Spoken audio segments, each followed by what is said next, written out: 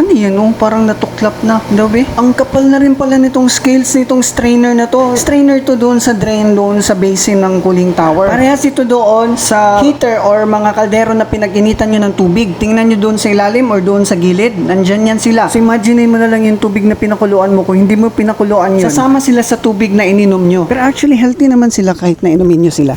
So ito pong mga scales na to ay mga calcium carbonate. Ang form po nila ay mga dissolved minerals kasabay sa hard water. So nagkakanda kami ng hardness test para i-identify kung gaano ka hard yung water. Pero bakit ba nagiging hard yung water na yan? Itong scales na calcium carbonate, ang calcium po ay nanggagaling po sa mga limestone. Kapag nadadaanan ng tubig yun, nadidissolve yung calcium doon, sumasabay po yan sa tubig. Nagiging dalawa na yung form niya. Nagiging calcium ions and carbonate ions. Dito sa video po, wala naman pong heat up na nangyayari. Ang evaporation po ang nangyayari dito. So, dahil sa evaporation, nagiging highly concentrated yung dissolved minerals at nagkakaroon ng supersaturation. Kaya bumabalik sila sa original form na limestone or calcium carbonate.